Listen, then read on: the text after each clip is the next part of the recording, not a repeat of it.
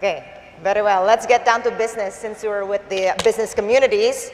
Time is very much an asset here. So Budi, let's talk to you about the global health architecture.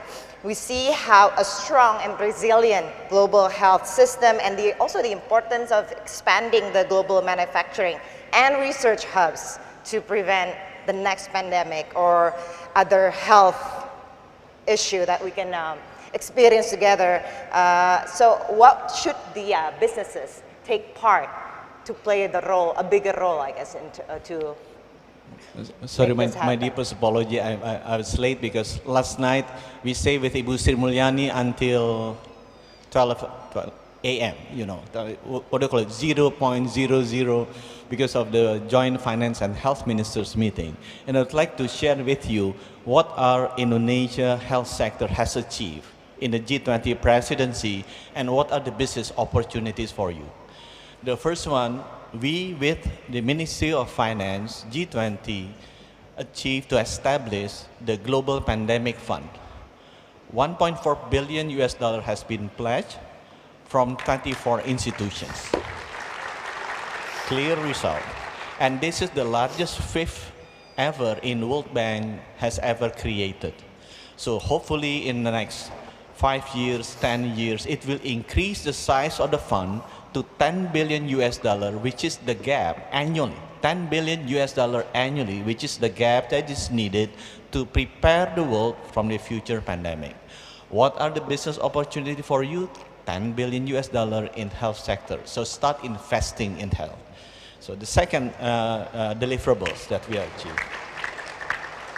We also discussing while we finish the uses of fund, we will operationalize in the next year how the uses of fund. Because different with financial crisis, IMF can jump in and give the money to the balance sheet of the country, it's done. You only need money. In health crisis, money is not enough. Indonesia have money, we don't have access to vaccine. We don't have access to therapeutics. We don't have access to diagnostic tools. So we have to translate money into emergency medical countermeasures. So that is what we have agreed, the mechanism globally. So access to this medical countermeasure will be just, will be equal. Will not only, like before, the rich country get access first. The poor country will have access at the end. So again, what are the business opportunities for you? Then business for emergency medical countermeasures, which is diagnostic, vaccine, therapeutics, or medicine, will growing very, very fast globally. So again, invest in health. The third deliverables is we understand that our enemy is not human being. Our enemy is pathogen, can be bacteria, virus, or parasite. So these pathogens need surveillance system. Like when you are being attacked by alien out of the country, globally all countries will link the radar system so they have a great surveillance if the enemy is coming from outside the earth. Now the same thing happens, we need to strengthen and link our radar system for pathogen. We call it a genome sequence lab. The lab that can identify whether the new pathogen arise in Indonesia or in Africa or in South America, but we need to link this lab of some pathogen is found somewhere else in the world.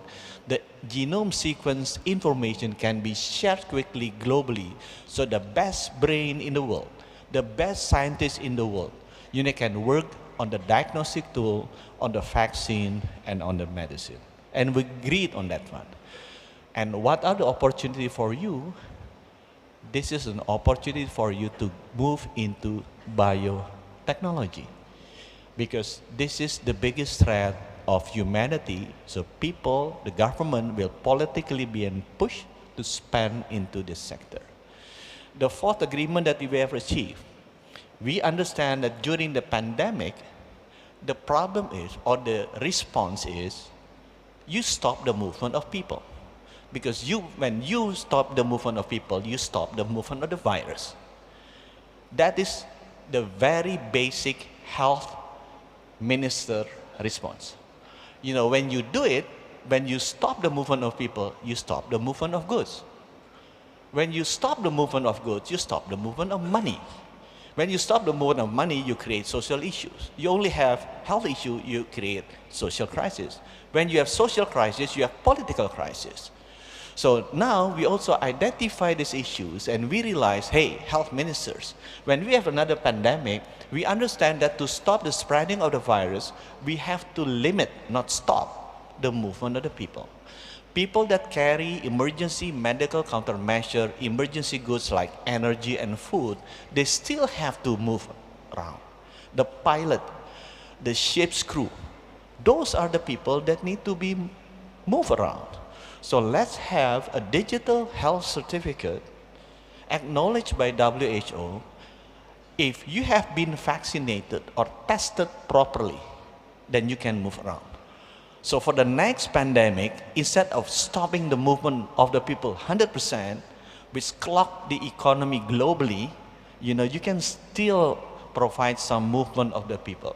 Indonesia has achieved, G20 country has agreed to have this digital certificate using WHO standard, and we will submit into the next World Health Assembly in Geneva as the revision to international health regulation. So hopefully for the next pandemic, we can still see some movement of the people, some movement of the goods, and movement of the economy. The number 5, the last thing that we have achieved in the health minister meeting of G20, we have agreed, especially in the southern G20 countries. The south of Africa is South Africa. The south in Asia is Turkey, Saudi Arabia, India, and Indonesia. In South of America is Brazil and Argentina. 7 countries in G20 has agreed. We need to redistribute the capability of research and development and manufacturing for vaccine, therapeutics, and diagnostic tools. Because it is scientifically wrong and ethically wrong, only to concentrate the treatment on a certain region. Because you cannot, stop the spread of the virus only in one country, because the virus spread all over the world. So it's scientifically wrong. If you believe, I will vaccinate my country only and I will be safe. Unless you can limit the movement of 8 billion people in the world, then you can do it. But it's impossible, right? And it is, more importantly, is ethically also wrong. So, ladies and gentlemen, huge opportunity in health. I will close it with my statement. Indonesia GDP cost per capita, health spending per capita is only $112 US. And our average life is 72 years. Malaysia is 432 with average life 76. US, average life 80 with $10,000 US per capita. So let's see, Indonesian people population are aging. In the next 5 years, we become like Malaysia, 72 to 76, with the same healthcare system efficiency, which is we are not. Then our health cost per capita will increase from 112 to 430, $300 US per capita. You multiply by 270 million people, that is an 81 billion opportunity upside. If we go to the US level, 11,000 or 10,000, you name it, 10,000 times 270 million, it will be 2,700 billion US opportunity. So you pick your country when you do the future investment. Thank you. Thank you. Just a follow-up. Minister Sadikin, just a follow-up on your last statement. So you mentioned that the enemy now is not human anymore, but is a virus, but also the enemy of investors and business communities is uncertainty. How can we ensure them, again, to pick the right country to invest, especially there's an opportunity in the health industry, that the government will make sure, will guarantee that their investment is secure? I'm a banker for 30 years. I'm only health minister for 1 year and 9 months. So, but I can share with you. I do understand when you try to direct investment or procurement that you can be sued in WTO. But I can assure you that if it is a government procurement, that you are safe. So for Indonesia, Pak Jokowi is very, very clear that for every government procurement, we will buy from the company that produce in the country, because under WTO rule is safe. And by the way, I don't know whether some of you coming from defense industry, yeah? But I can share with you, you're asking, what is the biggest enemy of human being?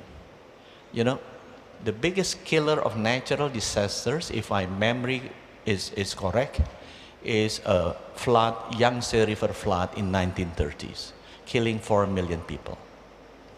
The biggest war, so fighting between human and human, is World War II and killed 50 million people.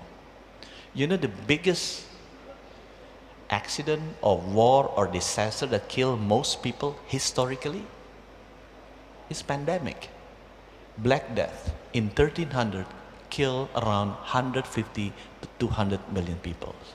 So if you believe, businessmen, that you have to invest, you can spend trillions of US dollars in defense industry, assuming that the biggest enemy of humanity is human, then you are wrong.